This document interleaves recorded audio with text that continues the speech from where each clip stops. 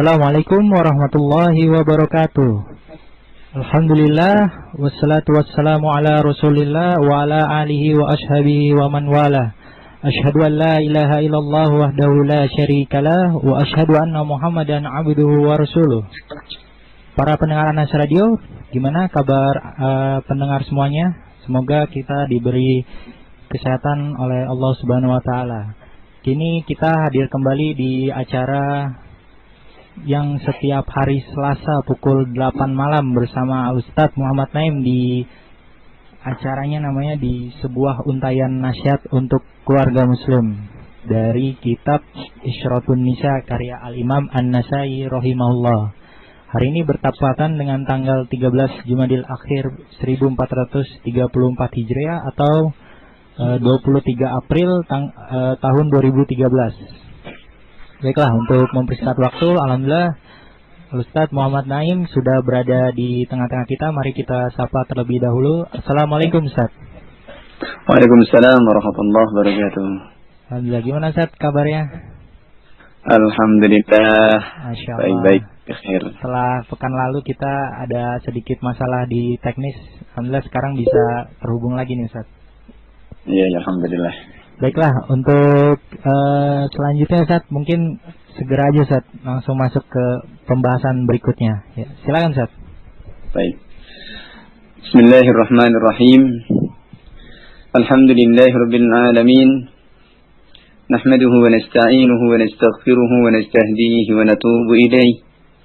Wa na'udzu billahi min shururi anfusina wa sayyiati a'malina. Man yahdihillahu fala mudilla lahu ومن يضلل فلا هادي له وأشهد أن لا إله إلا الله وحده لا شريك له وأشهد أن محمدا عبده ورسوله صلوات الله وسلامه على رسولنا الكريم محمد بن عبد الله وعلى آله وأصحابه ومن اهتدى بهداه إلى يوم الدين وسلم تسليما كثيرا. يا أيها الذين آمنوا اتقوا الله حق تقاته ولا تموتن إلا وأنتم مسلمون. اللهم لا سهل إلا ما جعلته سهلا وأنت تجعل الحزن إذا شئت سهلا.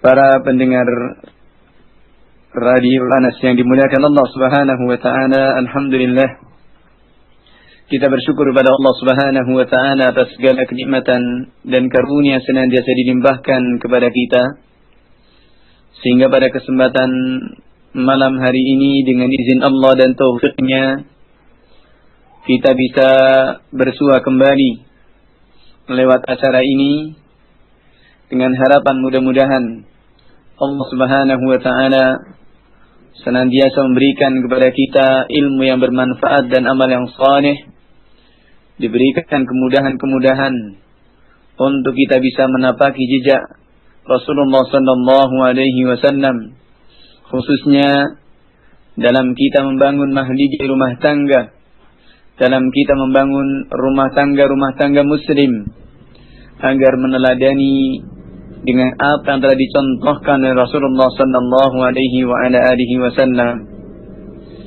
Para pendengar yang dimuliakan Allah Subhanahu wa taala, pada kesempatan yang telah lalu kita membahas tentang hubbur rajul ba'dha nisa'ihi aktsara min ba'd.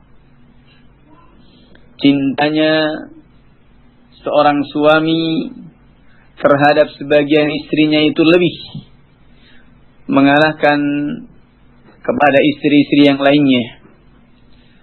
Sekali lagi dulu sudah kita ingatkan bahwa hal ini adalah terkait dengan permasalahan hati yang memang bagi yang memiliki lebih dari satu istri adalah Allah Subhanahu wa taala dengan perantaraan Rasulnya alaihi salatu wassalam merintahkan untuk berlaku adil.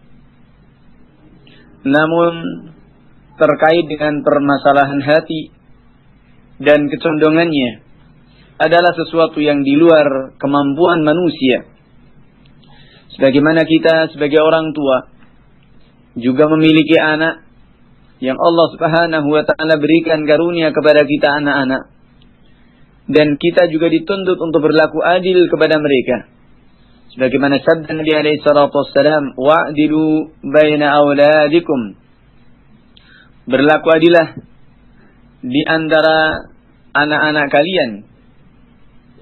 Namun demikian, kecenderungan hati dan kecintaan orang tua kepada anak-anaknya tentunya terkadang berbeda dan tidak bisa disamaratakan. Ada seorang anak yang dianggap lebih dekat kepada orang tuanya dibandingkan yang lain. Maka yang seperti ini Allah Subhanahu wa taala tidak membebani kecuali apa yang mampu untuk kita kerjakan. Demikian pula Rasulullah sallallahu alaihi wasallam khairul bashar, sebaik-baik manusia, bahkan merupakan sayyidu waladi bani Adam. Namun demikian juga dalam hal ini, dalam masalah kecondongan hati kepada istri-istrinya, ternyata juga tidak bisa disamaratakan. Maka sebagaimana kemarin kita bahas dari haditsnya Aisyah radhiyallahu taala anha tentang apa yang dilakukan oleh para istri-istri Nabi alaihi salatu wassalam, kecemburuannya kepada Aisyah, menuntut kepada Rasulullah sallallahu alaihi wasallam untuk berlaku adil dalam masalah kecondongan hatinya, sampai mengutus putri beliau Fatimah binti Rasulullah sallallahu alaihi wasallam.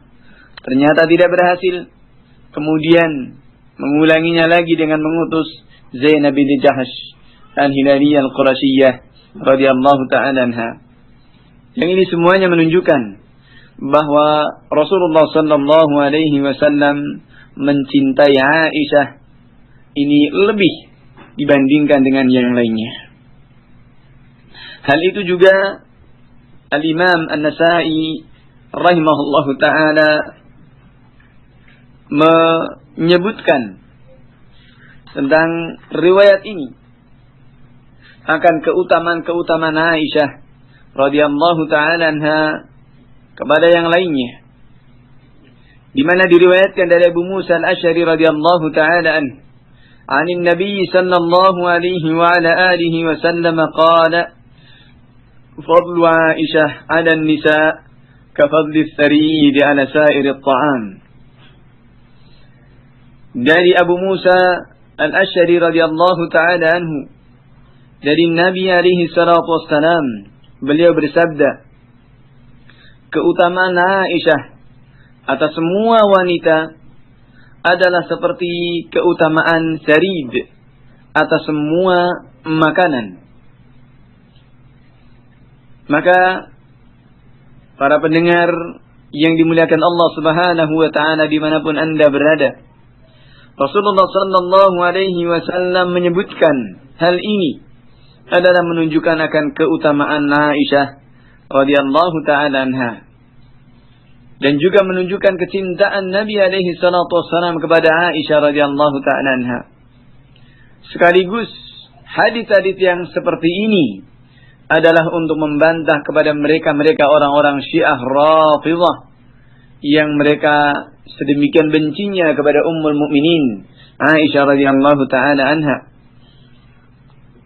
Namun kita lihat bagaimana Rasulullah sallallahu alaihi wa ala alihi wasallam, dan ini dibawakan dari banyak riwayat oleh Imam Nasa'i rahimahullahu taala, dari riwayatnya Abu Musa Al-Asy'ari, demikian pula dari riwayatnya Aisyah radhiyallahu taala anha sendiri.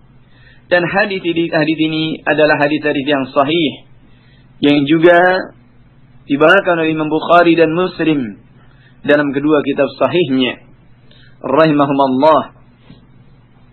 Kemudian pada riwayat yang berikutnya dari Aisyah radhiyallahu taala anha berkata, qala Rasulullah sallallahu alaihi wa ala alihi wasallam, ya umma Salamah la tu'dhini fi Aisyah fa innahu wallahi ma atani al-wahy fi lihafi imra'ati minkunna illahi. Kata Rasulullah sallallahu alaihi wasallam kepada salah satu dari istrinya, ini kepada Ummu Salamah, mengatakan, wahai Ummu Salamah, jangan engkau sakiti aku pada Aisyah radhiyallahu taala anha. Maka sesungguhnya demi Allah, tidaklah wahyu itu datang kepadaku dalam selimut seorang wanita dari kalian kecuali pada selimutnya Aisyah radhiyallahu taala anha. Para pendengar yang dimuliakan Allah Subhanahu wa taala, hadis ini juga menguatkan akan keutamaan Aisyah radhiyallahu taala anha atas para istri-istri Nabi alaihi salatu wassalam yang lainnya, bahkan atas semua wanita yang lain. Sekaligus hadis ini juga memberikan faedah kepada kita bahwa kecondongan hati seorang suami yang memiliki lebih dari satu istri sesuatu yang tidak bisa dituntut, sesuatu yang ini di luar kemampuan manusia. Maka sekali lagi, pada para ummahat, kepada para zaujat, para istri, para ummahat yang memiliki kawan dalam bersama suaminya ini, hendaknya menerimakan ketentuan-ketentuan Allah Subhanahu wa taala ini. Hendaknya jangan menuntut. Kalau Rasulullah sallallahu alaihi wa ala alihi wasallam seperti itu, bagaimana dengan yang lainnya? Kemudian juga Imam An-Nasa'i rahimahullahu taala membawakan riwayat dari Ummu Salamah. Qala anna nisaa an-nabi sallallahu alaihi wasallam wa ala alihi wasallam kallamnaha an tukallima an-nabiy sallallahu alaihi wasallam أن الناس كانوا يتهرون بهداياهم يوم عائشة وتقول له إنا نحب الخير كما تحب عائشة فكلمته فلم يجبها فلما دار عليها كلمته أيضا فلم يجبها وقلنا ما رد عليك قالت لم يجبني قلنا لا تذيعن لا تدعن حتى يرد عليك أو تنظرين ما يقول فلما دار عليها الثالثة كلمته فقال لا تؤذيني في عائشة فإنه لم يزل علي الوحي وأنا في رحاب امرأة منكم إلا في رحاب عائشة رضي الله تعالى عنها. Kisah yang lain, kenapa Rasulullah sallallahu alaihi wasallam sampai mengatakan seperti itu kepada Ummu Salamah untuk jangan menyakiti Nabi alaihi salatu wasallam terhadap Aisyah radhiyallahu taala anha. Hal ini dikisahkan oleh Ummu Salamah radhiyallahu taala anha bahwa para istri-istri Nabi alaihi salatu wassalam wa radhiyallahu ta'ala anhunna jami'an, mereka berbicara kepada Ummu Salamah agar menyampaikan kepada Nabi alaihi salatu wassalam bahwa orang-orang mereka sangat berharap untuk mendapatkan petunjuk di hari Aisyah. Maka Ummu Salamah pun mengatakan kepada Rasulullah sallallahu alaihi wasallam, sesungguhnya kami mencintai kebaikan sebagaimana engkau mencintai kepada Aisyah. Maka aku pun menyampaikan itu kepada Nabi alaihi salatu wassalam. Namun Rasulullah tidak menjawabnya. Sampai ucapan itu pun kemudian berputar. Ternyata Rasulullah sallallahu alaihi wasallam juga tidak mau menjawab. Sampai para istri-istri Nabi alaihi salatu wassalam yang lain penasaran. Mengatakan, ma radda alaik. Beliau tidak membalas atau tidak menjawab akan ucapanmu itu. Ummu Salamah mengatakan, tidak, beliau tidak menjawab perkataanku. Kemudian mereka para istri Nabi ini masih tetap menuntut kepada Ummu Salamah sampai kemudian mendapatkan jawaban dari Nabi alaihi salatu wassalam. Mereka menuntut kepada Ummu Salamah, jangan kau tinggalkan, kau biarkan beliau sampai beliau memberikan jawaban kepadamu, atau engkau lihat apa yang akan beliau sabdakan. Sampai kemudian yang ketiganya, kemudian Ummu Salamah menyampaikannya kepada Rasulullah sallallahu alaihi wasallam. Baru kemudian Rasulullah sallallahu alaihi wasallam mengatakan seperti pada riwayat yang pertama, jangan engkau ganggu aku, jangan engkau sakiti aku pada Aisyah. Maka sesungguhnya wahyu itu senantiasa turun kepadaku, dan aku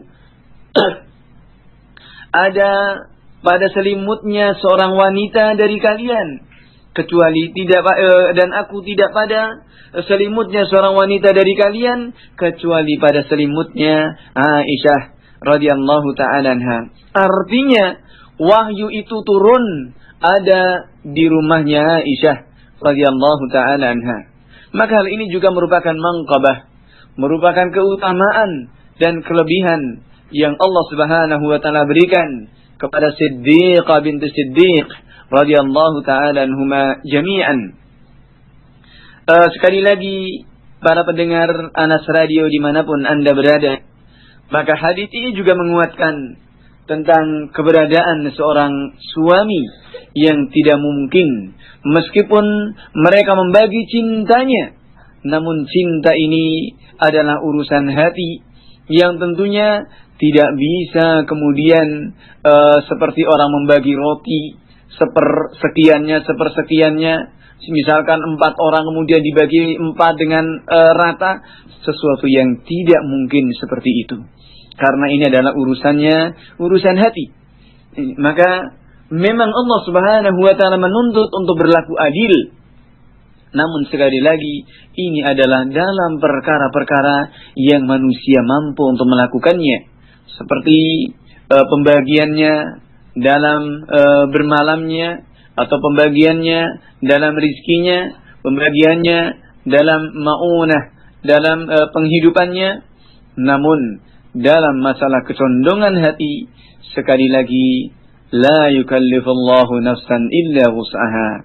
Allah Subhanahu wa taala tidak membebani kecuali apa yang mampu untuk dikerjakannya. Maka kembali Al-Imam An-Nasa'i rahimahullahu taala membawakan riwayatnya dari Aisyah radhiyallahu taala anha, seperti apa yang disampaikan oleh Ummu Salamah radhiyallahu taala anha. Qala Aisyah radhiyallahu taala anha qalat, kana an-nas yataharrawna bi hidayahum yawm Aisyah yabtaghuna bidzalika mardhat Rasulillah sallallahu alaihi wasallam. Qala Abu Abdurrahman, wa hadain al-haditsain sahihain an Abdah. Ini juga sama seperti apa yang diwakilkan oleh Aisyah, sama seperti yang disampaikan juga oleh Ummu Salamah radhiyallahu ta'ala anhunna jami'an. Maka Al-Imam An-Nasa'i rahimahullahu ta'ala menyebutkan bahwasanya hadis ini, kedua hadis ini adalah kedua hadis yang sahih dari riwayatnya Abdah ibnu Sulaiman, dari Hisham ibnu Urwah, dari Urwah ibnu Zubair, dari Aisyah radhiyallahu ta'ala anha. Kemudian riwayat yang lain yang menunjukkan akan keutamaan Aisyah radhiyallahu ta'ala anha. Qala Al-Imam An-Nasa'i rahimahullahu ta'ala, akhbarana Muhammad ibn Adam an Abdah an Hisham an Salih ibn Rabi'ah ibn Hudayr an Aisyah radhiyallahu ta'ala anha qalat, uhiya ila an-nabiy sallallahu alayhi wa sallam wa ana ma'ahu faqumtu fa'ajabtu al-bab bayni wa baynahu falamma raffahu anhu qala li, ya Aisyah, inna Jibril yuqri'ukis salam. Dari Aisyah radhiyallahu taala anha berkata, diwahyukan kepada Nabi alaihi salatu wassalam, wa ana ma'ahu, dan ketika itu aku bersama beliau alaihi salatu wassalam. Faqumtu, maka kata Aisyah, aku pun berdiri. Fa'ajabtul bab. Kemudian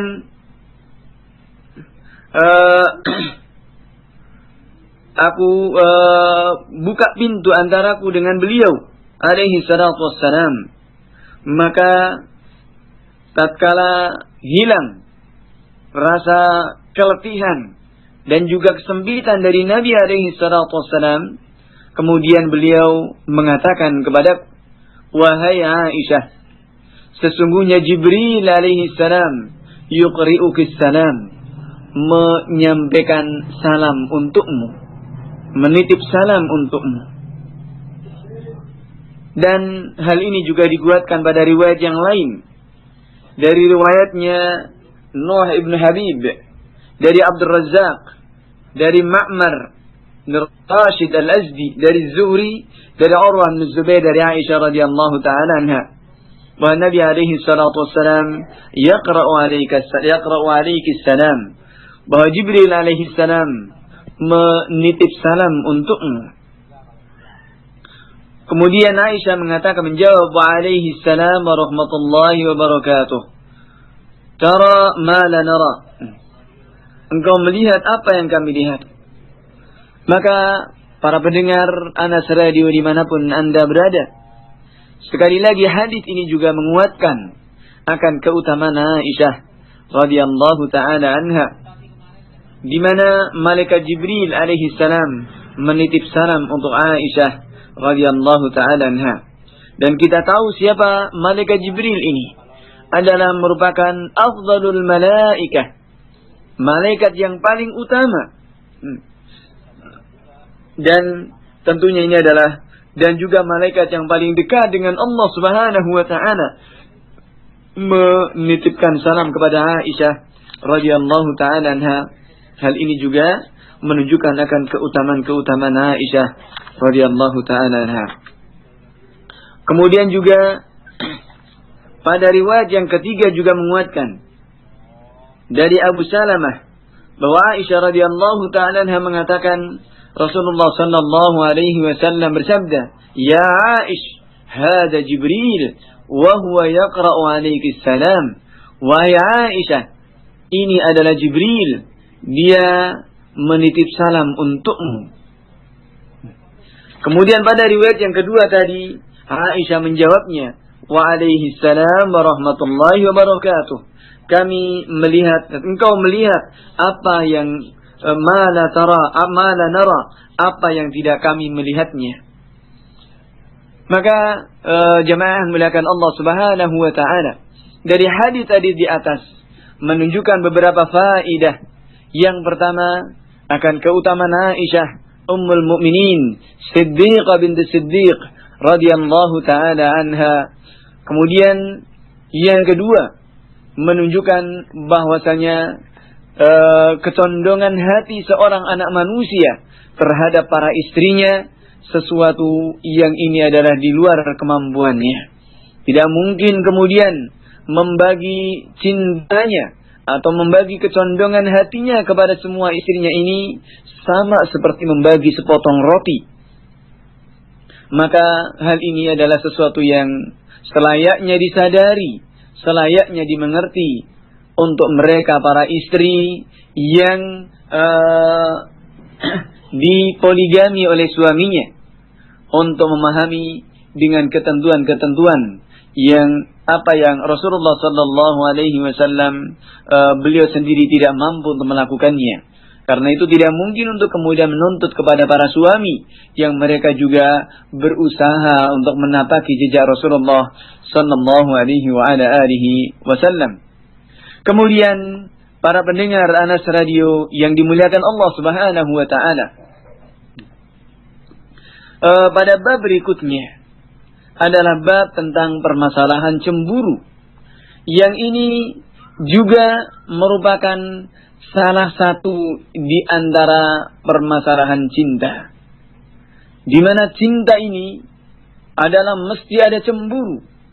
Dan cinta itu juga dibutuhkan pengorbanan, dibutuhkan perjuangan, dan juga dibutuhkan kepada kesungguhan.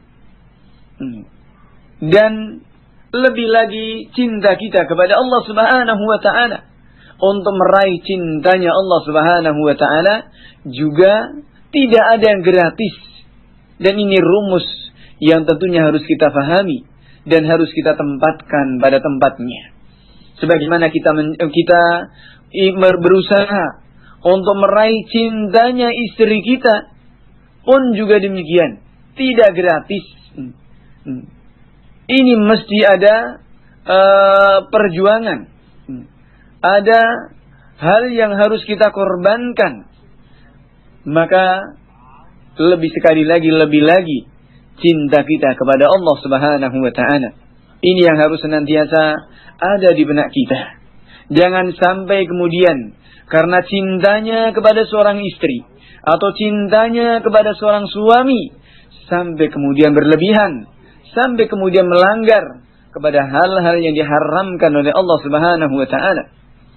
Atau cintanya seorang suami kepada istrinya sampai berlebihan, sampai rela untuk melanggar ketentuan-ketentuan Allah Subhanahu wa ta'ala hanya demi mendapatkan cintanya sang istri. Maka ini juga kepada para suami, jangan sampai yang seperti itu dikorbankan. Cinta boleh, tapi sekali lagi koridor syariat harus senantiasa ada dalam pelupuk mata kita. Sebagaimana dalam kecemburuan, namanya cinta mesti dibarengi dengan cemburu. Tidak ada cinta tanpa cemburu. Kalau seseorang cinta kemudian tidak cemburu, ini bukan cinta yang sebenarnya. Maka ini sesuatu yang hukum yang lazim. Sesuatu hukum yang mu'taridah, yang pasti. Yang semua memahami. Maka cinta seorang suami kepada istri atau sebaliknya cintanya seorang istri kepada suami, demikian pula cintanya kita kepada Allah Subhanahu wa ta'ala pun juga mesti ada kecemburuan. Ini manakala melanggar kepada ketentuan-ketentuan Allah Subhanahu wa ta'ala, maka demikian pula dalam mengarungi biduk rumah tangga, dalam mengarungi bahtera rumah tangga, pasti akan mendapatkan riak-riak yang ada. Ini minimalnya. Bahkan lebih dari itu mungkin ombak dan mungkin gelombang yang dahsyat. Sesuatu yang terkadang kita tidak tahu dari mana datangnya. Namun seperti itu kita lihat bagaimana seorang suami sebagai qawwam, seorang suami sebagai pimpinan, seorang suami sebagai nahkodanya, untuk kemudian bagaimana mengendalikan kapalnya ini untuk tetap kokoh meskipun ombak, meskipun badai ini menghadangnya atau badai menggempurnya. Maka kita lihat bagaimana keteladanan Rasulullah sallallahu alaihi wasallam dalam menghadapi riak-riak yang terjadi dalam rumah tangganya ini. Untuk tidak kemerungsung, untuk tidak terburu-buru, untuk tidak kemudian tanpa pikir panjang, namun ditata, dipikir lebih lama, melihat kepada masalih dan mafasid. Apa yang akan dilakukannya, apa yang akan disikapinya, ini senantiasa melihat kepada maslahat dan mafsadah. Maka seperti itu hendaknya seorang muslim sunni yang senantiasa mengikuti kepada sunnah Nabi alaihi salatu wassalam. Maka ini satu hal yang mesti menjadi keteladanan bagaimana Rasulullah sallallahu alaihi wasallam memberikan keteladanan kepada kita. Maka dalam hal ini para pendengar Anas Radio yang dimuliakan Allah Subhanahu wa taala, Al-Imam An-Nasa'i rahimahullahu taala membawakan satu bab yang sangat indah sekali Jadi bab tentang masalah cemburu ini. Di mana namanya cemburu ini terkadang berupa pembelaan. Dan namun terkadang juga namanya pembelaan ini. Kadang ada yang kelewatan. Ada yang berlebihan. Yang kemudian akhirnya tidak menempatkan pada tempatnya. Maka kita lihat bagaimana sikap Rasulullah sallallahu alaihi wasallam dalam menghadapi hal-hal yang seperti ini. Diriwayatkan dari Anas bin Malik radhiyallahu taala an, khadim Rasulullah sallallahu alaihi wasallam, qala kana an-nabiy sallallahu alaihi wasallam 'inda ihda ummahatil mu'minin.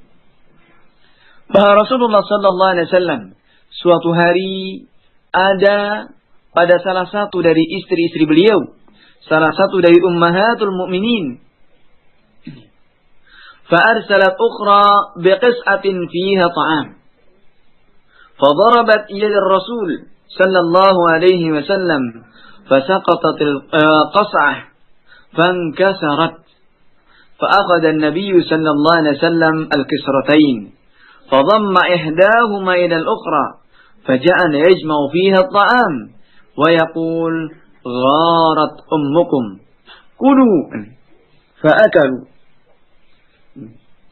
Ini Anas bin Malik radhiyallahu taala anhu mengisahkan bahwa suatu hari Rasulullah sallallahu alaihi wasallam ada pada salah satu dari istri beliau.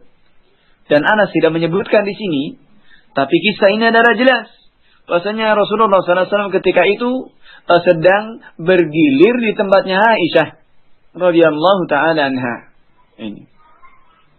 Pas hari jatuhnya di Aisyah. Maka salah satu dari istri beliau yang lain ini ngirim makanan. Satu nampan makanan. Karena Rasulullah SAW ketika itu sedang bersama para sahabat. Di rumah Aisyah radhiyallahu ta'ala anha banyak tamu. Kemudian salah satu dari istri beliau yang lainnya ini datang. Mengirimkan satu piring makanan. Maka Aisyah radhiyallahu ta'ala anha dalam hal ini memukul tangan Nabi alaihi salatu wassalam yang megang piring yang berisi makanan tadi. Maka jatuhlah piring tersebut dan pecah. Ya. Piring itu patah.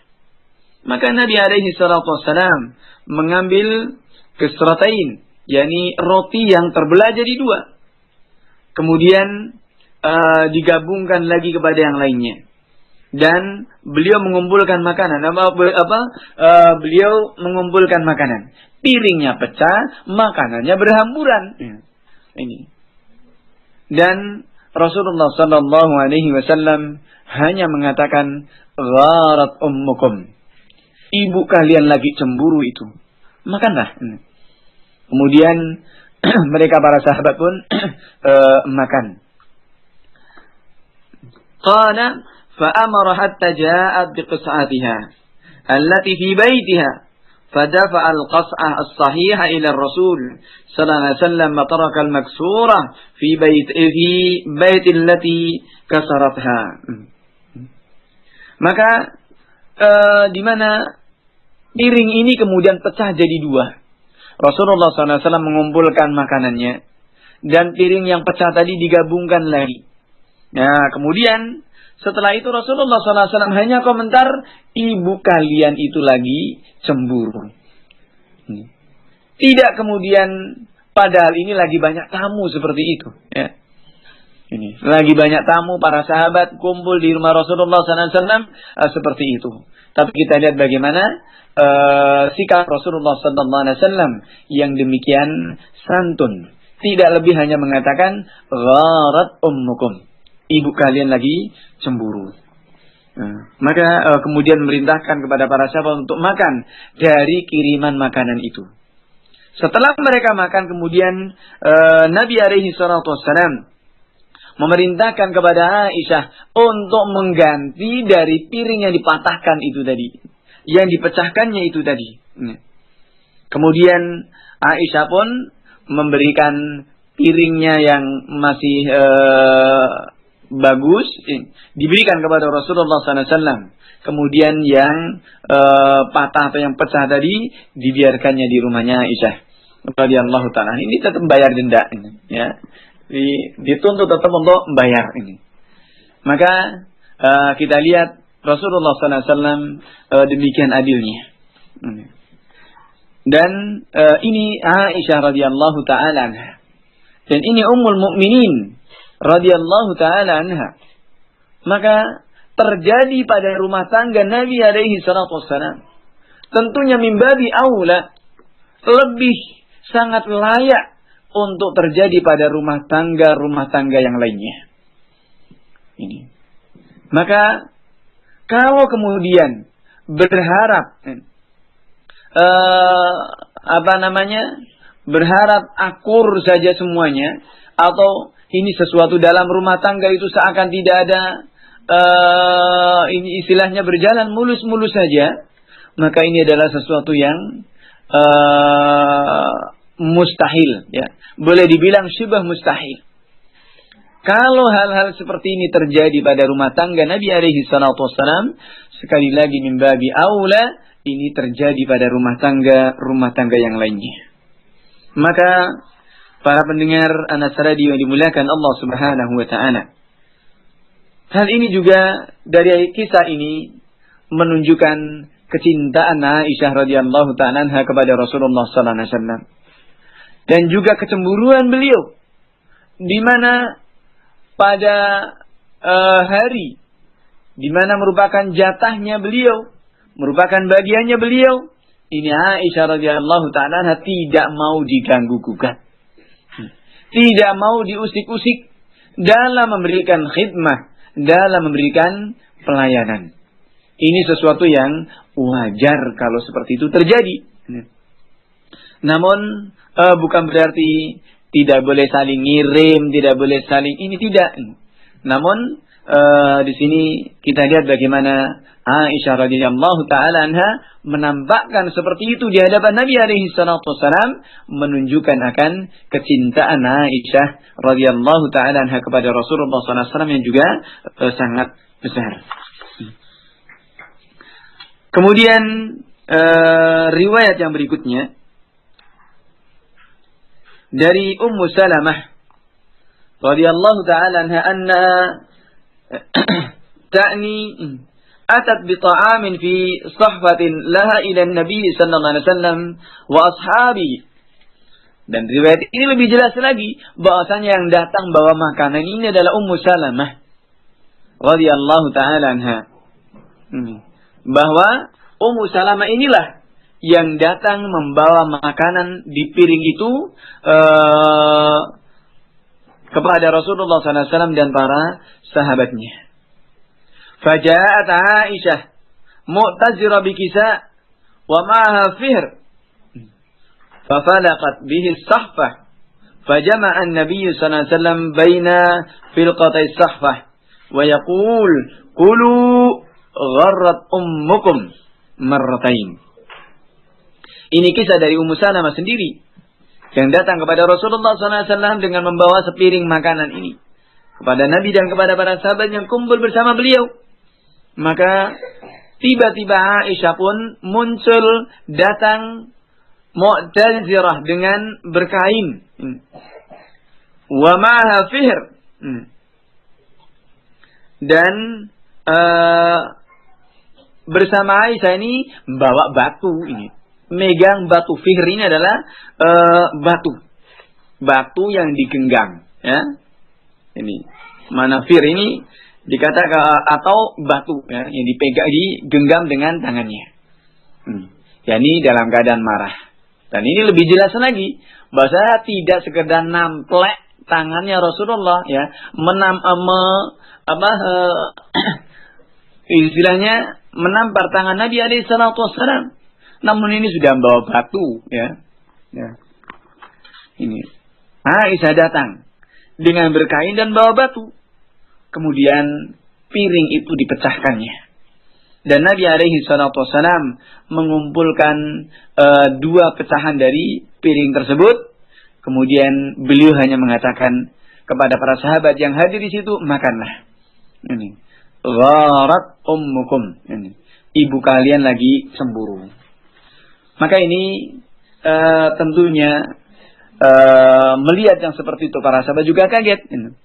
Kalau terjadi ada kemarahan dalam satu rumah tangga. Ini. Dan itu disaksikan oleh para tamu ya, yang hadir, kira-kira kayak apa? Kalau itu terjadi pada rumah tangga kita sendiri, mungkin kita bisa sabar ya di depan para tamu seperti itu. Tapi setelah itu mungkin kita akan tidak tahu akan berbuat apa kepada istri kita ya, atau kepada orang rumah kita. Ya.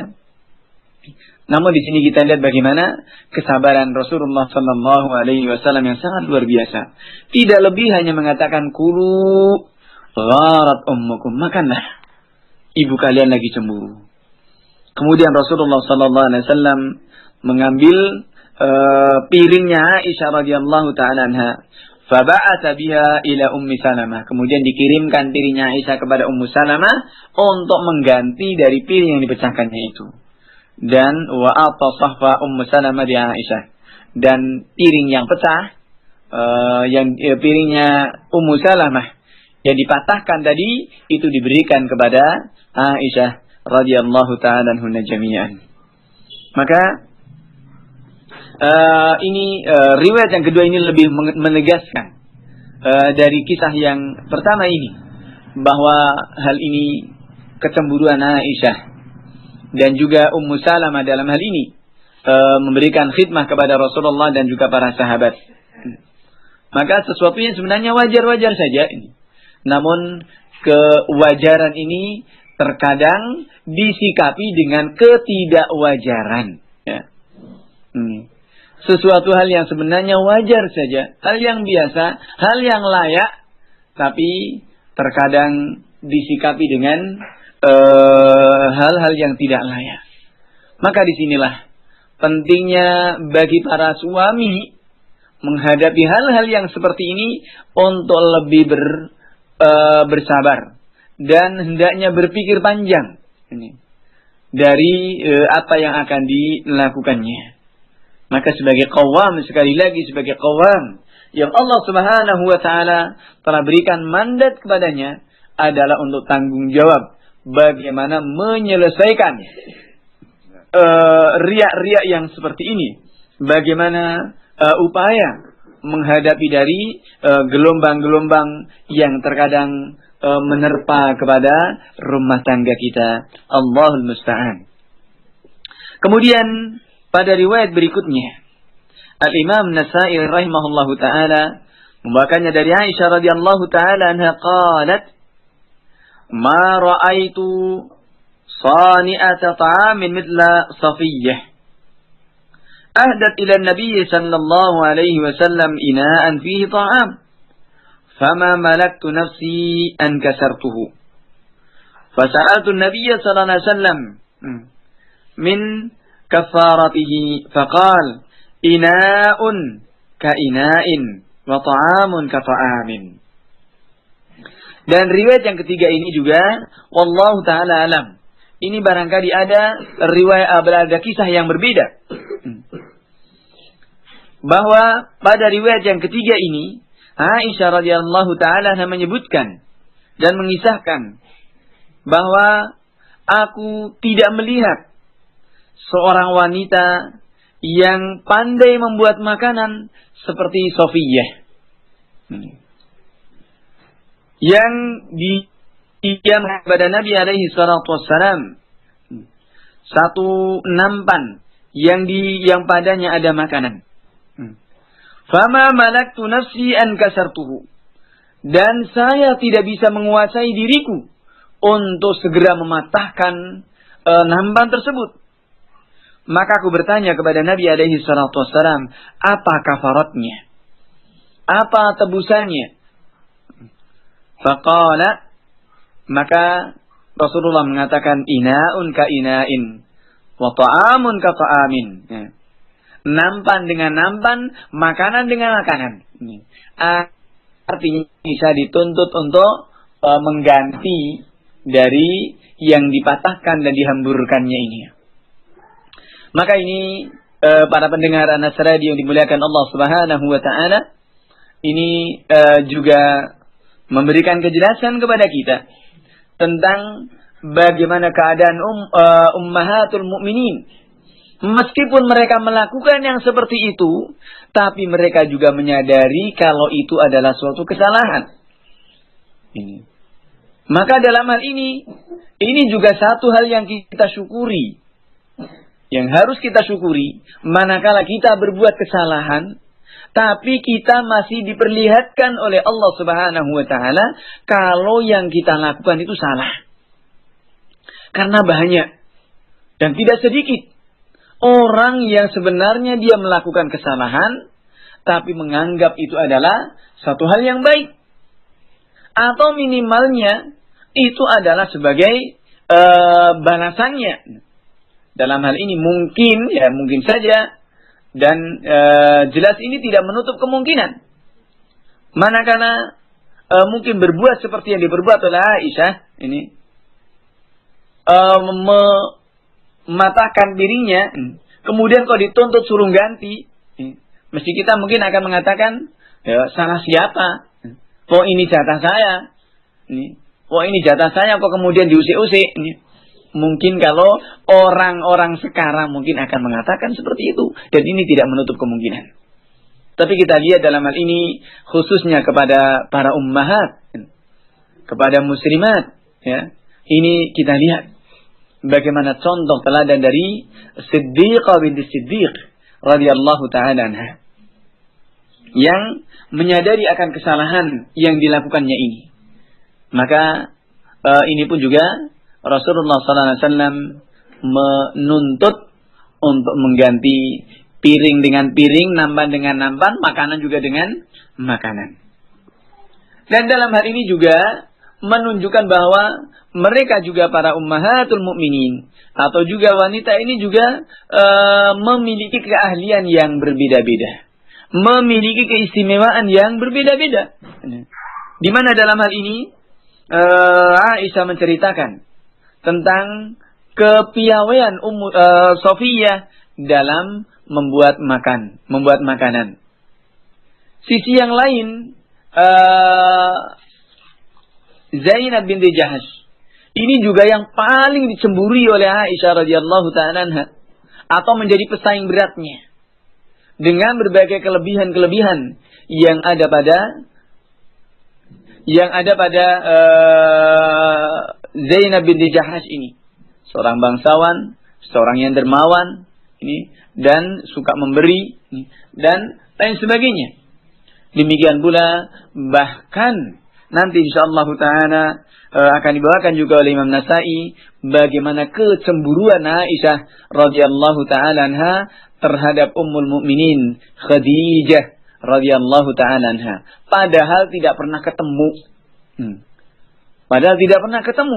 Namun kita lihat bagaimana ini juga nanti sebagai teladan yang baik. Nanti insyaallah ta'ala akan kita kupas bagaimana semestinya seorang mantu, ya, seorang suami, ya, sekaligus sebagai seorang mantu dan sebagai seorang ipar, sikap-sikapnya kepada keluarga istrinya.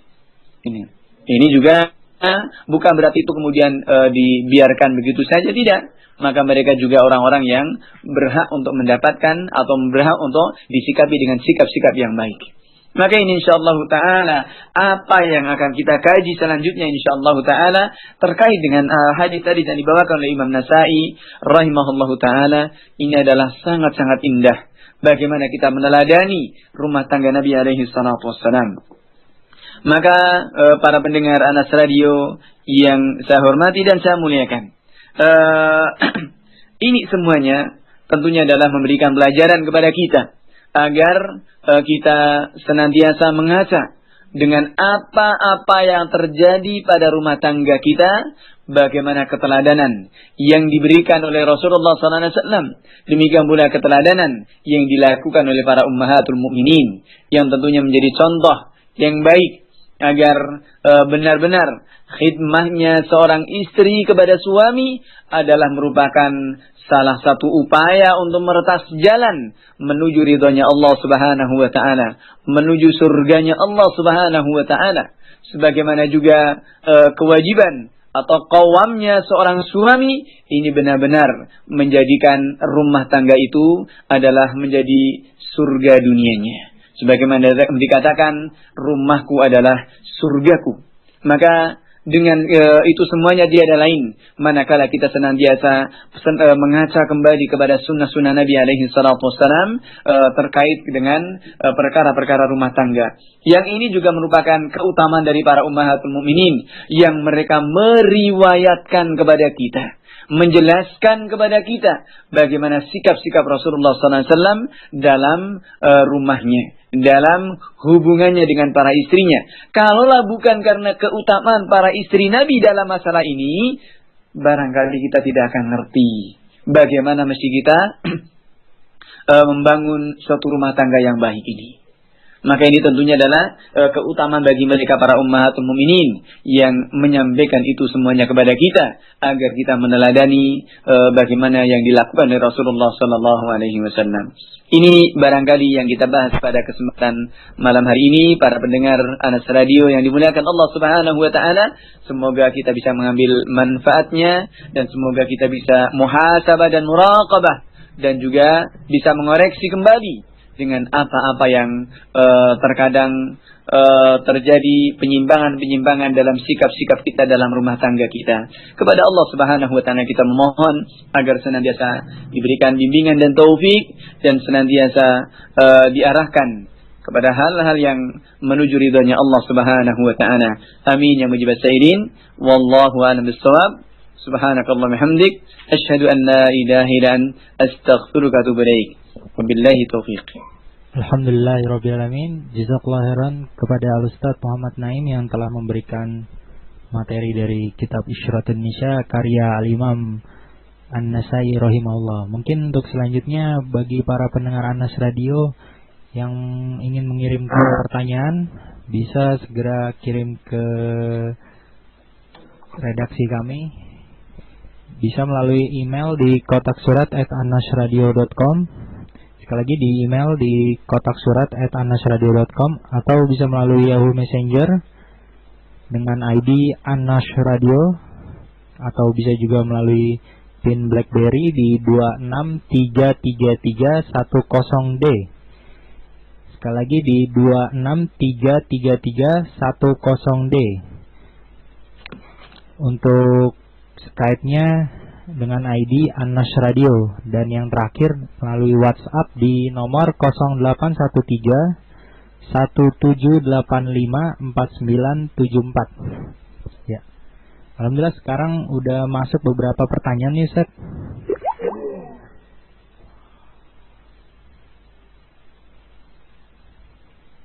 Nampaknya terputus hubungan kami.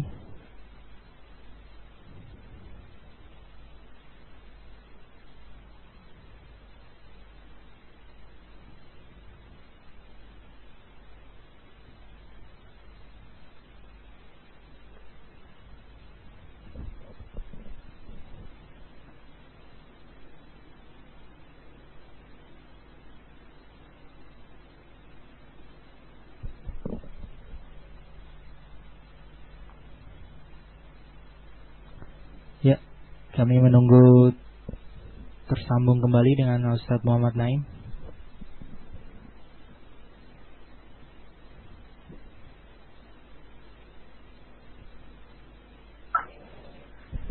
Assalamualaikum, Ustaz.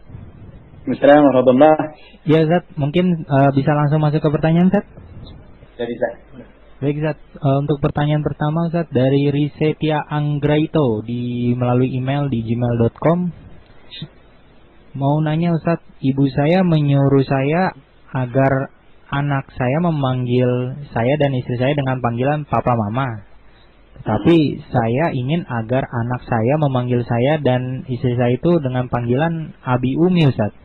Pertanyaannya, apakah saya berdosa jika saya tidak mematuhi perintah ibu saya tersebut? Dan apakah boleh saya tetap menyuruh anak agar memanggil saya dan istri dengan panggilan Abi Uni, Ustaz. Jazakallah atas jawabannya. Barakallahu fikum, Ustaz. Dalam hal ini insyaallah ta'ala tidak mengapa, dan tentunya membiasakan kepada anak dengan panggilan-panggilan yang lebih islami ini lebih baik ya, dan lebih mendidik agar mereka terdidik dengan perkara-perkara agama. Meskipun dalam hal ini adalah sepertinya sepele ya, namun sebenarnya ini adalah merupakan seperti menanam dari dasar. Bahkan seperti ini yang sangat mendasar sekali untuk mendidik mereka dengan didikan-didikan Islami, membiasakan dengan ucapan-ucapan yang lebih Islami. Maka hal ini tidak mengapa dan sebenarnya bisa dipadukan seperti ini untuk kemudian menjelaskan kepada sang ibu ini agar bisa memahami perkara-perkara seperti ini, agar mereka juga ibu ini juga tidak tersinggung, tetap bakti kepada orang tua juga tidak terputus. Namun sisi yang lain bahkan sebenarnya bisa dijamak kemudian untuk dijelaskan kepada ibu agar membiasakan kepada anak-anak ini agar dibuat seperti itu adalah tiada lain adalah merupakan bentuk-bentuk pendidikan yang lebih Islami ini. Maka kalau kemudian panggilan-panggilan seperti papa, mama atau yang semisalnya ini adalah panggilan umum ya, yang tentunya tidak ada arahan-arahan kepada perkara agama. Meskipun mungkin hanya sekedar orang mungkin apa sih urutannya dari sebuah panggilan, tapi ini tentunya panggilan-panggilan yang insyaallah taala lebih Islami. Meskipun sebenarnya juga tidak ada pelanggaran syariat dalam masalah ini, memanggil bapaknya dengan papa atau manggil ibunya dengan mama atau manggil ibunya dengan ibu atau bapak, ini juga tidak ada pelanggaran yang syar'i. Namun demikian kalau anak dibiasakan dengan yang lebih Islami, insyaallah ini lebih baik. Dan kemudian sebagai anak ya, sebagai suami ini juga memahamkan yang seperti itu kepada ibu, alangkah indahnya dan alangkah baiknya. Wallahu ta'ala.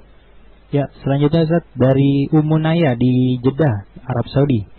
Afwan, apakah seorang istri berdosa jika tidak menuruti suami karena menyuruh berpakaian syar'i karena orang tua atau pihak keluarga tidak setuju, Ustaz? Maksudnya? Apakah seorang istri berdosa jika dia nggak menuruti suaminya saat yang menyuruh berpakaian syar'i karena orang tuanya, keluarganya, orang tua pihak keluarga tidak setuju, Ustaz? Yang menyuruh berpakaian syar'i itu bukan seorang suami. Yang menyuruh berpakaian syar'i ini adalah Allah Subhanahu wa taala. Syariat itu sendiri. Maka dalam hal ini tidak boleh untuk kemudian ditaati. Kaitannya kalau kemudian berpakaian yang tidak syar'i, itu yang diinginkan oleh orang tua atau itu yang diinginkan oleh suami, seperti itu, ini adalah sesuatu yang tidak perlu untuk ditaati. Karena berpakaian syar'i ini bukan perintah suami tapi perintah syariat. Maka dalam hal ini masuk dalam permasalahan yang tidak perlu ditaati, dan Rasulullah mengatakan la ta'ata li makhluqin fi ma'siyatil khaliq. Tidak ada ketaatan kepada manusia dalam maksiat kepada Allah Subhanahu wa taala. Maka sekali lagi dalam hal ini tidak mengapa untuk kemudian tidak mentaati kalau menyuruh untuk berpakaian yang tidak syar'i seperti ini. Wallahu ta'ala. Ya Ustaz, selanjutnya dari hamba Allah Ustaz melalui email yahoo.com. Saya mau tanya Ustaz, saya susah sekali menjaga hijab di rumah sendiri karena sepupu saya seorang laki-laki umur 14 tahun tinggal di rumah orang tua sejak kelas 2 SD. Dulu saya biasa saja karena tidak berjilbab jika di hadapannya karena dia masih kecil, tapi sekarang dia sudah balik. Mohon nasihatnya Ustaz, mengingat kemungkinan dia masih tinggal di rumah orang tua saya sampai selesai sekolah dan bekerja. Orang tua dari sepupu tidak memungkinkan untuk merawat sepupu saya itu, jadi tinggalnya di rumah saya, Ustaz. Dalam kondisi seperti ini juga alangkah indahnya kalau kemudian sepupunya itu dipahamkan dengan perkara ini. Kaitannya dengan masalah mahramiyah, ya. Ini harus dipahamkan. Tidak mengapa untuk tetap tinggal di situ, tapi ya itu dengan tetap menjaga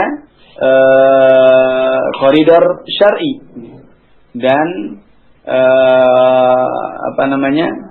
pelanggaran syariat itu tidak dilanggar, dan juga istilahnya tetap tidak terjadi halwat, karena ini adalah tetap yang namanya sepupu ini adalah bukan mahramnya, ya, bukan mahramnya, dan itu termasuk diantara yang juga boleh dinikahi, ya. Walaupun mungkin dari satu sisi waris, maka namun dan ini yang istilahnya mimma ta'umu bihil balwa, ya, dari musibah yang banyak menimpa di khususnya kita, umumnya kita kaum muslimin di Indonesia, yang hal-hal seperti ini kurang dipahami. Dan ini antara memahami tentang masalah nasab ini, antara yang mereka masuk mahram atau ahli waris, ya, atau yang mereka adalah nasab. Hanya mereka melihatnya dari sisi nasab saja, tanpa kemudian melihat kepada sisi mahramiyah atau bukan. Maka yang seperti ini adalah sesuatu yang memungkinkan untuk kemudian si anak laki-laki tadi dinasihati agar tetap bisa menjaga koridor-koridor yang syar'i. Kemudian anti sendiri, penanya sendiri sebagai seorang wanita pun juga istilahnya tetap bisa menjaga hijabnya dengan baik. Adapun memang kalau dibilang susah, ya jelas susah, ya. Karena apa? Sepupu tinggal di satu rumah. Ini kalau dibilang susah, jelas satu hal yang susah. Kecuali kalau kemudian dibuat jalur khusus, ya. Dibuat jalur khusus dalam rumah itu, nanti masuknya lewat sini itu, supaya juga lebih enak, ya. Dan seperti itu. Namun kalau dibilang susah, jelas itu susah. Namun dalam hal ini minimalnya adalah si sepupu tadi, anak laki-laki tadi ini hendaknya dipahamkan supaya tidak istilahnya selonong boy, ya, asal masuk atau asal ini saja, ya. Ini insyaallah seperti itu akan bisa menjadi solusi. Wallahu ta'ala. Baik, Ustaz. Selanjutnya dari Palembang, Ustaz, oleh saudara kita Irfan.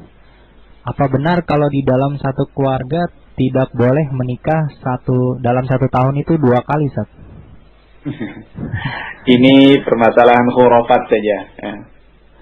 Mau 1 tahun atau sehari misalkan dinikahi bareng, dinikahkan bareng-bareng, tidak ada larangan dalam syariat. Itu adalah satu khurafat yang sebagian orang kita, orang Indonesia, memang ada yang seperti itu. Kalau orang Jawa bilang itu mbelaini, ya, artinya akan memberikan madharat seperti itu. Maka ini sekali lagi adalah keyakinan yang harus dikikis, karena keyakinan yang seperti ini adalah akan mengurangi atau akan bisa merusak kepada nilai-nilai tauhid kita kepada Allah Subhanahu wa taala. Hal ini karena meyakini bahwa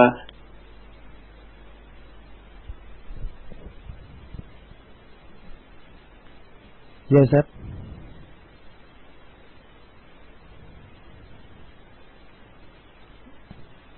Ya. Mohon maaf terputus kembali dengan Ustaz Muhammad Naim. Mungkin akan kita coba sambungkan kembali.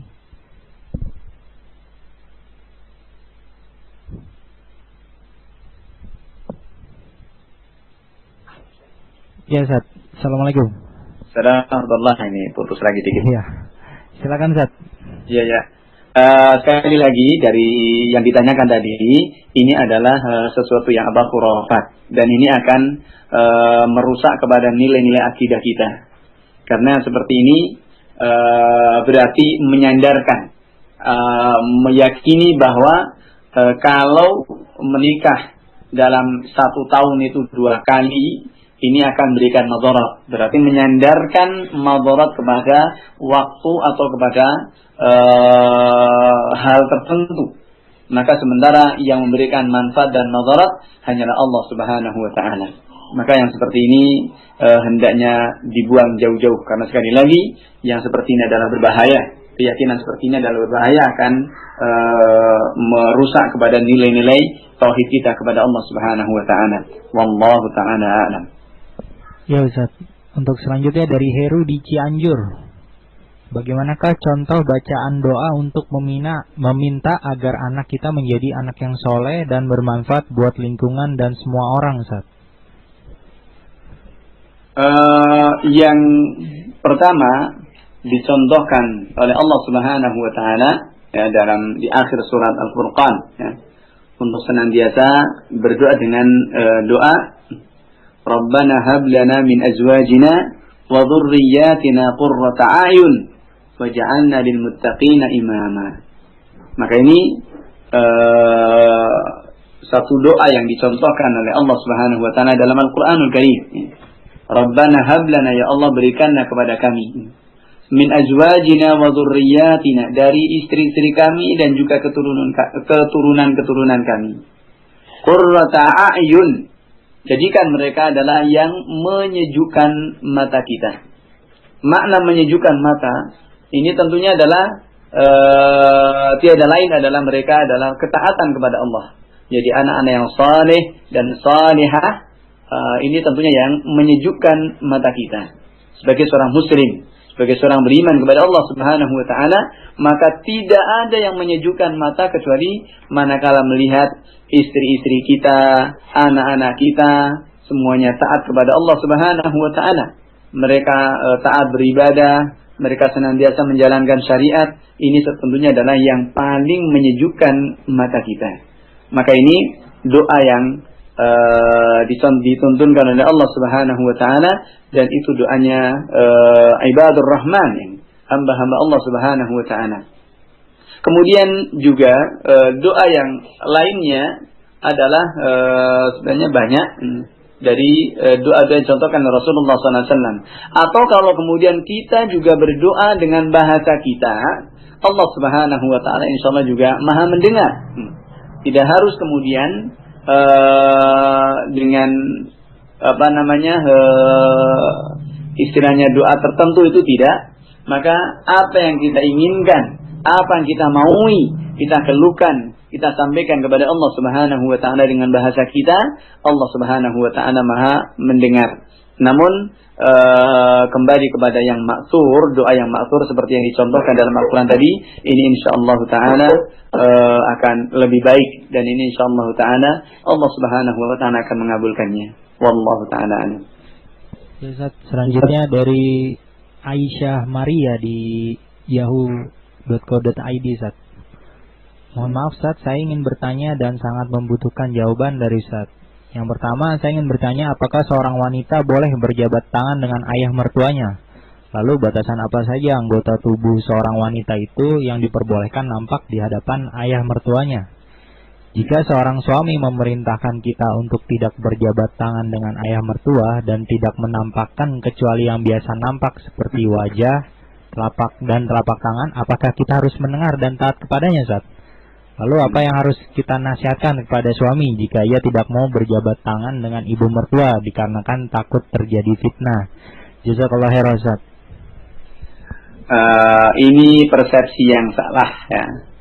Seperti ini adalah sesuatu yang tidak dibenarkan. Seorang istri, seorang wanita boleh untuk berjabat tangan dengan ayah mertuanya. Sebagaimana juga bagi seorang suami boleh berjabat tangan dengan ibu mertuanya. Maka kalau seorang suami memerintahkan seperti itu, ini adalah tidak harus ditaati. Karena orang tua suami adalah istilahnya orang tua suami adalah juga bagian dari baktinya seorang istri kepada suaminya. Maka dalam hal ini istilahnya mereka adalah orang-orang yang boleh untuk kita berjabat tangan dengan mereka ini. Kemudian yang kedua tadi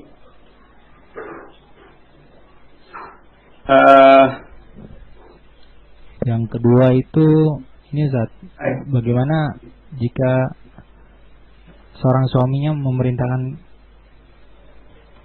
apakah harus nasihat, apa yang harus dinasihatkan saat pada suami jika ia tidak mau berjabat tangan? Ya. Kemudian kaitan yang kedua dengan yang nampak ini kepada orang tua, kepada mertua ini tentunya yang biasa nampak saja. Artinya boleh untuk kemudian kita menampakkan seorang menantu menampakkan rambutnya, kepalanya di depan mertua, ini tidak mengapa insyaallah taala. Ini atau yang biasa nampak begitu saja. Artinya kalau kemudian boleh bersalaman, hanya kemudian tentunya menjaga dari aurat-aurat besarnya ini. Kemudian adapun seorang suami kalau bersikeras seperti itu tidak mau berjabat tangan dengan ibu mertuanya, ini diingatkan bahwa yang seperti ini bukan sunnah. Ya. Kekhawatiran yang seperti itu adalah kekhawatiran yang berlebihan, ya. Kekhawatiran yang tidak berdasar. Karena seperti ini tidak ada dalilnya, ya. Dan tidak ada alasannya. Maka diingatkan kepada suami yang tidak mau berjabat tangan dengan ibu mertuanya, ini yang dikarenakan karena alasan takut terjadi fitnah. Fitnah apa yang dikehendaki? Fitnah apa yang dimaksudkan? Karena mertua adalah juga merupakan satu di antara yang berhak untuk seorang suami itu bersikap baik kepada mereka. Dan di antara sikap baik itu juga jabat tangan, dan itu dibolehkan karena ini sudah menjadi mahramnya, ya, menjadi mahramnya. Maka dalam hal ini seorang istri hendaknya pintar-pintar bagaimana memahamkan seperti itu kepada suaminya dari pemahaman yang tidak benar seperti ini. Mudah-mudahan Allah Subhanahu wa taala membuka hati suami tadi dan juga diberikan kemudahan untuk kembali kepada tuntunan dari sunnah-sunnah Rasulullah sallallahu alaihi wasallam. Wallahu taala. Ya, Ustaz. Selanjutnya dari Bunda Hibban di Cirebon. Mohon nasihat untuk istri dan nasihat untuk suami dalam mewujudkan keluarga yang sakinah, mawaddah, warahmah dan tegak di atas sunnah. Syukran, jazakallahu khair. Ini pertanyaan butuh kepada muhadharah ini, ya. Panjang ya, Ustaz. Ini baik, Ustaz. Mungkin selanjutnya, Ustaz, ya. Ya. Selanjutnya dari Ridwan di Jakarta, Ustaz. Bagaimana hukumnya seorang suami yang benar-benar zalim, sering memukul dan mencaci maki istrinya yang solihah, dan ketika berselisih sementara dalam keadaan marah berkata kepada istrinya, sebaiknya kita pisah saja, saya sudah tidak mau lagi sama kamu dan kamu pergi aja dari rumah ini. Apakah kalimat tersebut kalimat talak, Ustaz? Dan apakah jatuh talaknya? Sementara kata-kata ini sangat sering sekali dilontarkan si suami itu. Jazakallahu khairan atas jawabannya. Dalam hal ini memang ada khilaf ya di kalangan para ulama tentang masalah mengeluarkan kata-kata talak dalam keadaan marah. Sebagian mengatakan, yang pendapat pertama mengatakan yang seperti ini jatuh talaknya. Kembali kepada dasarnya adalah kepada keumuman dari sabda Nabi alaihi salatu wassalam. Salatun jidduhunna jiddun wa hajruhunna jiddun. 3 perkara yang sungguh-sungguhnya sungguh-sungguh dan main-mainnya juga sungguh-sungguh. Salah satunya adalah talak ini. Maka berdasar dengan riwayat ini, pendapat pertama mengatakan apapun keadaannya itu adalah sudah jatuh padanya talak. Kemudian pendapat yang kedua mengatakan jatuh talaknya dengan bersyarat. Jatuh talaknya dalam keadaan marah ini dengan syarat. Di antara syarat yang disebutkan oleh para ulama adalah mengucapkannya ini adalah dengan niat. Ini dibutuhkan dengan niat an-qasd ini. Yani memang niatnya, hatinya itu memang sudah bermaksud untuk menceraikan istrinya ini, hanya kemudian dilontarkan di saat marah. Maka ini diantaranya. Maka yang jelas dari kedua pendapat, lepas dari kedua pendapat ini hendaknya seorang suami yang seperti ini bertakwa kepada Allah Subhanahu wa taala dan bertaubat kepada Allah Subhanahu wa taala dari berbuat kezaliman dalam rumah tangganya ini. Apalagi seperti disebutkan di sini adalah suka memukul, mencaci maki, ya. Maka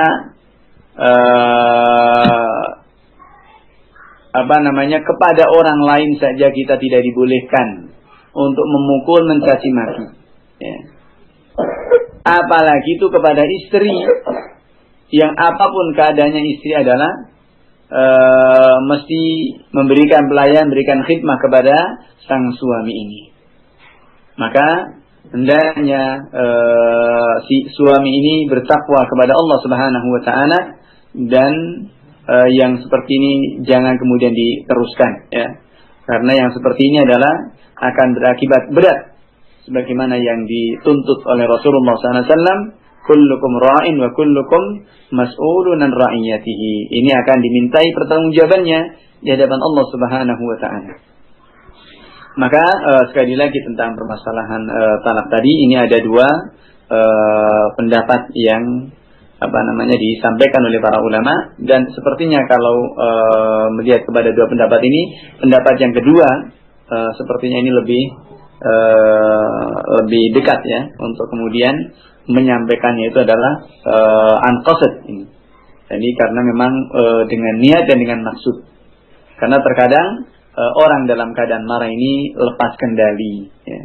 Di saat marah terkadang lepas kendali.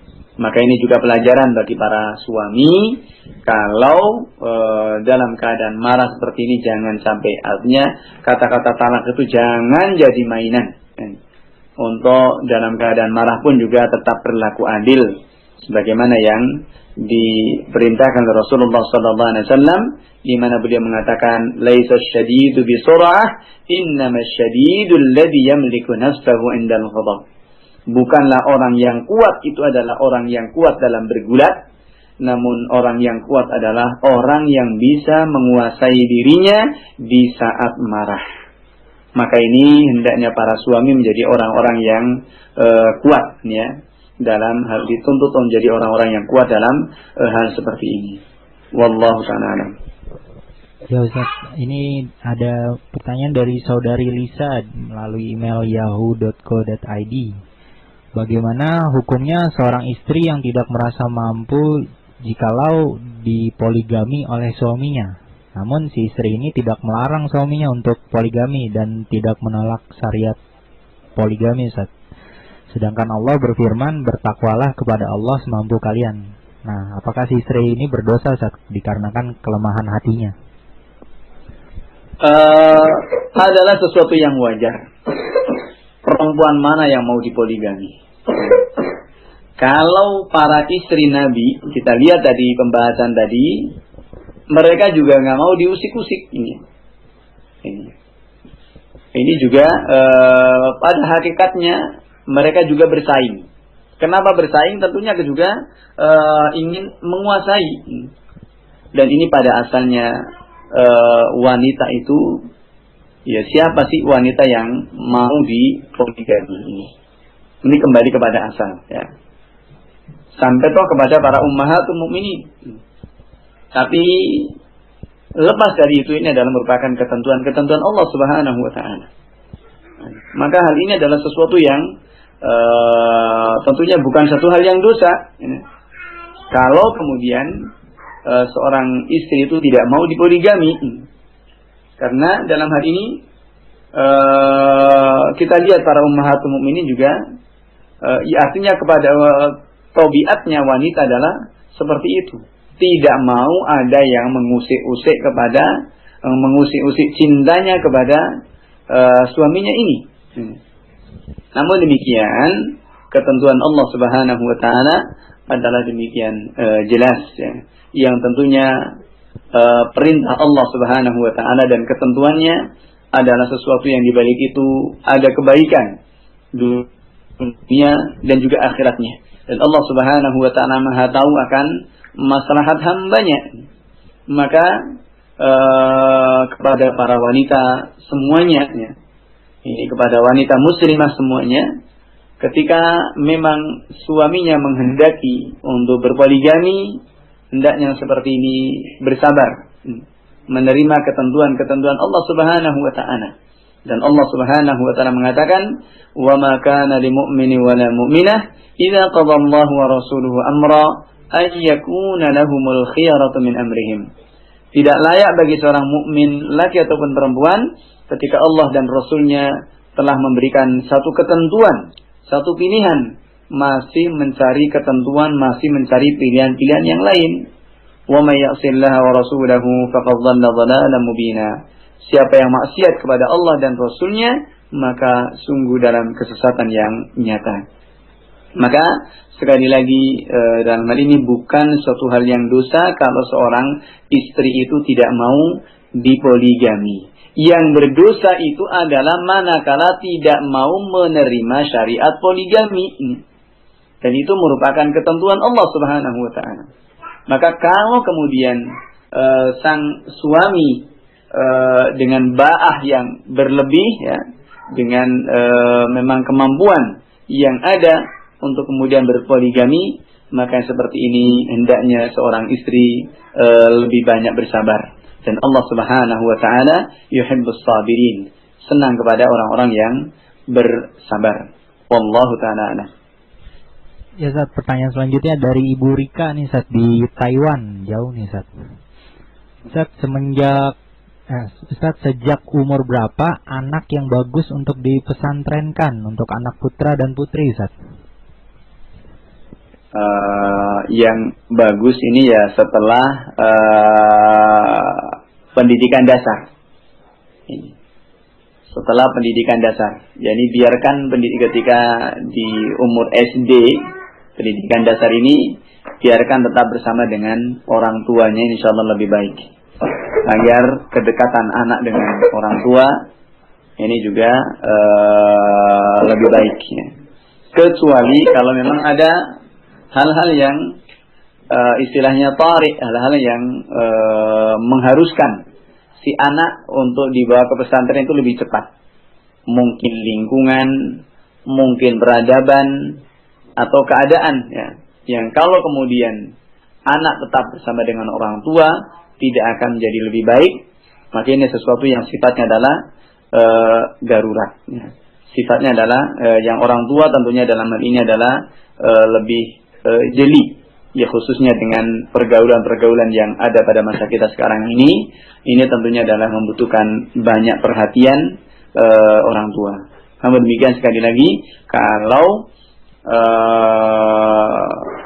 anak itu lebih sering dengan orang tua, lebih dalam bantuan orang tua, dan juga lebih istilahnya puas setelah mendapatkan kasih sayang orang tua, khususnya ketika di umur-umur pendidikan dasar, maka insyaallah ta'ala ini akan lebih baik. Kemudian ketika umur SMP atau pendidikan lanjutan ini pun juga anak sudah mulai mandiri, sudah mulai berpikir tentang masa depan dan seterusnya. Dan seperti itu juga tidak merepotkan kepada pengurus pesantren.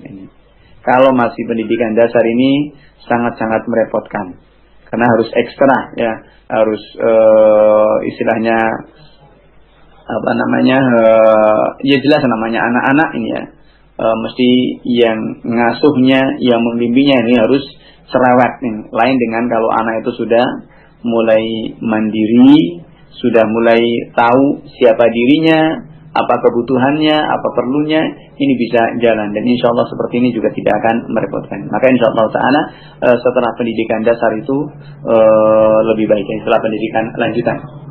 Wallahu ta'ala. Ya, tinggal beberapa pertanyaan lagi Ustaz. Selanjutnya dari Dani di Banyuwangi, Jawa Timur Ustaz. Berbicara tentang bab taharah antara suami istri, Mohon maaf sebelumnya, saya pernah mendengar hadis Aisyah radhiyallahu anha tentang bab toharoh di mana suami istri tidak batal ketika bersentuhan. Mohon penjelasannya secara rinci mengenai hal ini. Syukran Ustaz. Seperti itu memang, dan itu keterangan dari Abdullah bin Abbas radhiyallahu ta'ala anhuma, habrul ummah wa turjumanul Quran. Ketika menjelaskan surat Al-An'am di ayat surat Al-Maidah di ayat yang ke-6 tentang makna aula mastumun nisa. Makna ayat aula mastumun nisa atau kalian menyentuh wanita. Maka yang dimaksudkan menyentuh di sini adalah beliau menjelaskan adalah al-jima', yakni hubungan suami istri. Bukan sekedar menyentuh. Meskipun dalam hal ini menyentuh adalah merupakan madhannah. Artinya menyentuh perempuan adalah merupakan sumber atau merupakan sarana yang bisa menjadikan kita batal wudhunya. Manakala dengan menyentuh itu kemudian menyentuh dengan syahwat, kemudian menyebabkan keluar madhi misalkan, maka ini batalnya adalah bukan karena sentuhannya, tapi karena sebab sentuhan kemudian menjadikan keluar madhi, maka ini yang membatalkannya. Karena madhi ini adalah termasuk dari salah satu yang keluar dari sabilain, dari salah satu dari dua jalan, dan ini adalah membatalkan wudhunya. Adapun semata-mata hanya bersentuhan, maka seperti ini tidak membatalkan, baik itu dengan suaminya atau dengan orang lain sekalipun, manakala dengan tanpa syahwat dan juga tidak menyebabkan keluarnya madhi, maka ini semata-mata hanya bersentuhan, tidak membatalkan wudhunya, sebagaimana dijelaskan oleh Ibnu Abbas radhiyallahu ta'ala anhuma dalam tafsir ayat surat Al-Maidah yang ke-6 itu. Wallahu ta'ala a'lam.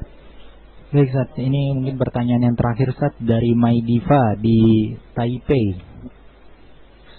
Saya dari bayi, nenek dan kakak laki-laki ibu saya yang mengasuh saya, tapi semenjak mereka masih hidup, saya belum bisa berbalas budi, bahkan belum bisa membahagiakan mereka.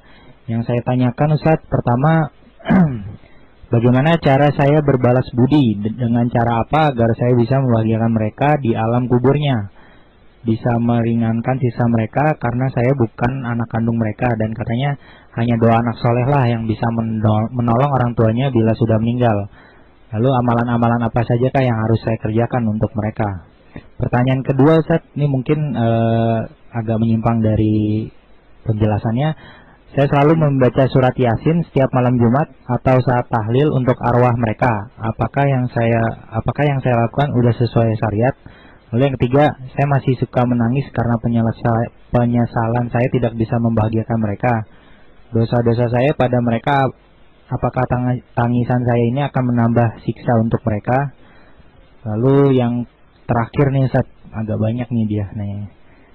Saya terkadang bermimpi bertemu mereka, dan mereka dalam mimpi tidak pernah berbicara dengan saya. Apakah itu betul mereka yang datang menemui saya Ustaz? Terus tentang arwah yang bila malam Jumat datang itu benar nggak Ustaz? Mohon maaf sebelumnya Ustaz bila pertanyaannya banyak. Terima kasih atas jawabannya. Baik, yang pertama tentang bagaimana cara membalas budi pada mereka. Ini yang pertama adalah mendoakan bahwa doanya seorang muslim untuk saudaranya ini insyaallah ta'ala adalah akan terkabul dan akan didengar oleh Allah Subhanahu wa taala. Jadi ini bukan hanya doa anak yang soleh saja, karena tuntunan ayat dan juga hadis Rasulullah sallallahu alaihi wasallam untuk mendoakan orang-orang sudah lebih mendahului kita, seperti yang Allah Subhanahu wa taala sebutkan dalam ayatnya, Rabbana ighfir lana wa li ikhwanina alladhina sabaquna bil iman. Ya Allah, ampunilah kami dan juga ampuni saudara-saudara kami yang mereka sudah mendahului kami dalam iman. Dan ini mendahului kita dalam iman, masuk yang istilahnya yang sudah beriman lebih dahulu, baik yang sudah meninggal atau yang belum meninggal tapi lebih dahulu beriman. Ini insyaallah taala juga masuk dalam hal ini. Rabbana ighfir lana wa li ikhwanina alladziina sabaquna bil iman. Maka ini doa ini juga menunjukkan bahwa akan sampai. Demikian pula doa Rasulullah sallallahu alaihi wasallam, dan dalam masalah ini banyak sekali dalam doa jenazah. Ini juga tidak hanya kepada si jenazah. Di antaranya Rasulullah memberikan tuntunan Allahumma ighfir li hayyina wa mayyitina. Ya Allah, ampunilah untuk yang masih hidup dari kami dan yang sudah meninggal dari kami. Yang hidup dan yang mati ini semuanya didoakan ya untuk diampuni dosa-dosanya. Dan sering juga kita dengar khotib misalkan dalam Jumat atau doa juga sering kita dengar untuk memintakan ampunan kepada orang-orang mukmin laki perempuan yang baik yang masih hidup atau yang sudah meninggal. Ini insyaallah taala juga akan sampai. Maka dalam hal ini banyak-banyak mendoakan kepada mereka, memohonkan ampunan kepada Allah Subhanahu wa taala untuk mereka. Maka ini insyaallah taala adalah merupakan balas budi yang sangat besar ya untuk mereka ini. Kemudian yang kedua tentang surat Yasin ya, bahwa tentang keutamaan hadis-hadis yang menyebutkan tentang keutamaan surat Yasin ini adalah hadis-hadis yang lemah ya, yang tidak bisa dijadikan sebagai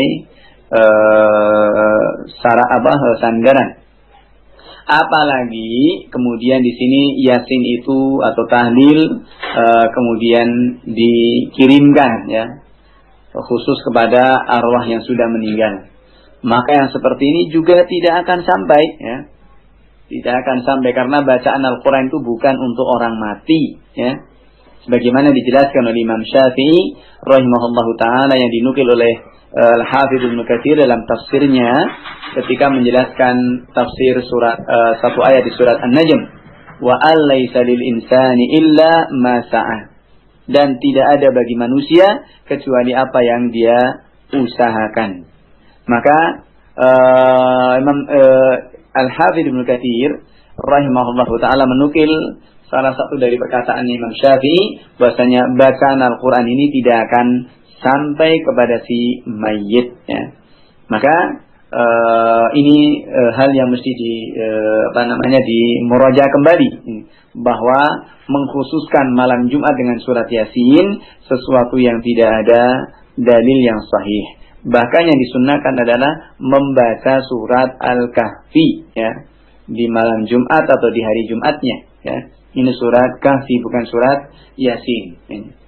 Kemudian mengirimkan Al-Quran kepada orang yang sudah meninggal ini atau memberikan Fatihah biasanya ini sesuatu yang tidak ada dalilnya dan juga tidak ada contohnya dari Rasulullah sallallahu alaihi wasallam atau para sahabat atau tabi'in atau para ulama. Kalau seandainya ini baik, tentunya mereka lebih dahulu yang lebih utama melakukan hal ini. Namun ternyata tidak ada satupun riwayat yang seperti ini dari mereka. Apalagi ini jelas Imam Syafi'i rahimahullah ta'ala mengatakan bahwa bacaan Al-Quran itu bukan untuk orang mati. Ini yang kedua ya. Kemudian pertanyaan yang ketiga tentang masalah menangis. Kalau menangis penyesalan, ini insyaallah ta'ala tidak mengapa kita menyesal. Tidak bisa membahagiakan mereka, menyesal dengan perbuatan-perbuatan buruk kita atau menyesal, maka sesuatu yang wajar. Namun penyesalan seperti itu kemudian diteruskan dengan hal-hal yang baik. Yang penting menangis dalam hal ini bukan meratapi. Kalau penyesalan boleh saja sesuatu hal yang merupakan ungkapan hati.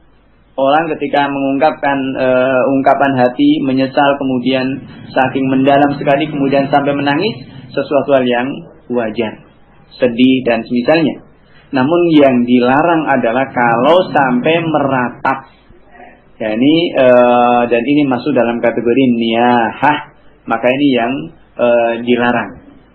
Dan kalau itu pelakunya adalah dilaknat, ya, pelakunya mendapatkan laknat, ya, dari niyahah ini, dan juga akan bisa memberikan madarat kepada yang sudah meninggal, ya, sebagaimana sebagian riwayat menunjukkan seperti itu.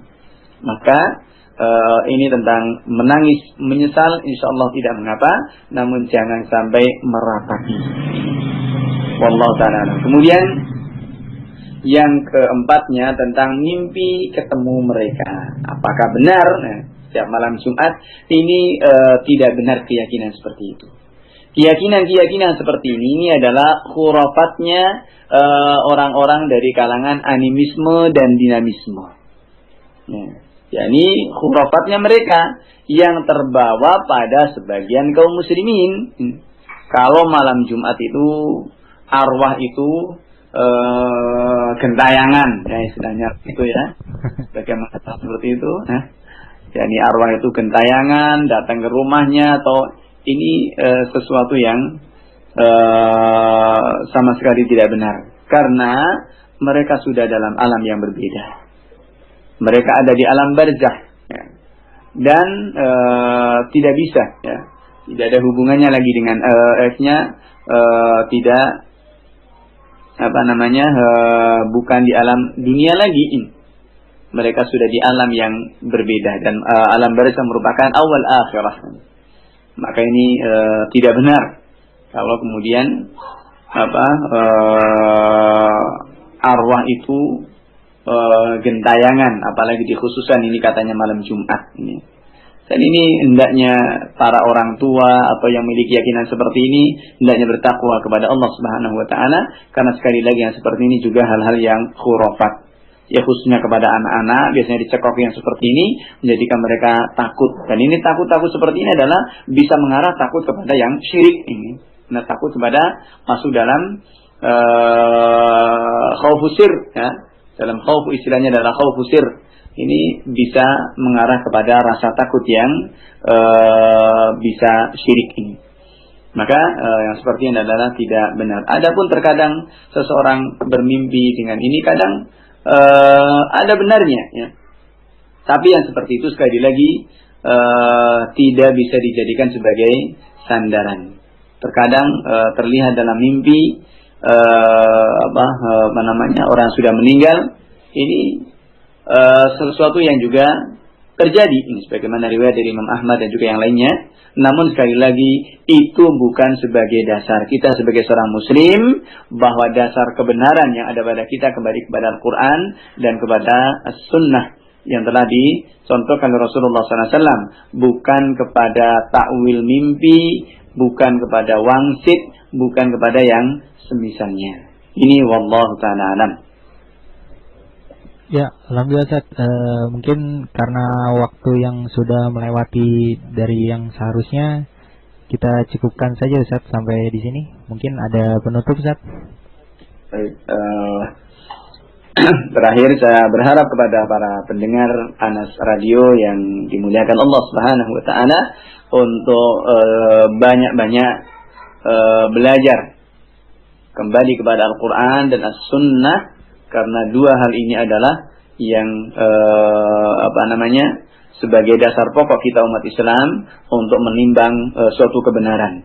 Kemudian juga melihat kepada bagaimana kita memahami Al-Quran dan As-Sunnah adalah bagaimana para sahabat, tabi'in, atba'ut tabi'in, dan para ulama yang memberikan bimbingan kepada kita, agar dalam kita memahami Al-Quran dan As-Sunnah pun juga tidak dengan hawa nafsu kita, juga tidak dengan logika kita, rasional kita. Maka insyaAllah ta'ala ini yang akan memberikan bimbingan kepada kita. Sekaligus sisi yang lain, dengan memahami yang seperti ini, kita bisa mengoreksi dari banyak hal dalam kehidupan kita, baik dari kecil kita sampai kita sudah dewasa. Banyak hal-hal yang terkadang menyimpang, maka dengan kembali kepada Al-Quran dan As-Sunnah ini insyaallah ta'ala sebagai timbangan yang baik untuk kita bisa mengoreksi kesalahan-kesalahan kita. Kepada Allah Subhanahu wa taala kita berharap dan kepada Allah Subhanahu wa taala kita berserah diri agar Allah Subhanahu wa taala senantiasa memberikan bimbingan kepada kita, diberikan ilmu yang bermanfaat, dimudahkan untuk kita beramal dengan amalan-amalan yang saleh dan senantiasa diberikan sabat dan istiqamah sampai kita menghadap kepadanya. Amin ya mujibas sailin. Wallahu alam wa sallallahu wasallam ala nabi Muhammad wa ala alihi wa ashabihi ajma'in walhamdulillahi rabbil alamin. Alhamdulillah, demikian tadi sajian kami dari Anas Radio untuk para pendengar dimanapun Anda berada. Kita ucapkan jazakumullah khairan kepada Al-Ustaz Muhammad Naim dan para kru yang membantu di Solo sana yang telah membantu acara kita ini berjalan dengan lancar. Alhamdulillah. Dan bagi para pendengar Anas Radio yang sudah mengirimkan pertanyaan ke redaksi kami, mungkin ada yang belum dijawab, kami mohon maaf sebelumnya dikarenakan waktu yang terbatas. Mungkin nanti bisa dikirimkan lagi di pekan yang berikutnya atau mungkin di acara lain di Anas Radio, mungkin ditanya jawab Reba Muslim bersama Al-Ustaz Zulkarnain bin Muhammad Sunusi setiap hari Kamis pukul 8 malam. Ya, mungkin untuk mempersingkat waktu, demikianlah acara yang telah kami sajikan. Semoga bermanfaat. Kami mohon maaf apabila masih ada kekurangan. Kita tutup saja acara ini. Subhanakallahumma wa bihamdika asyhadu an la ilaha illa anta astaghfiruka wa atubu ilaik. Assalamualaikum warahmatullahi wabarakatuh.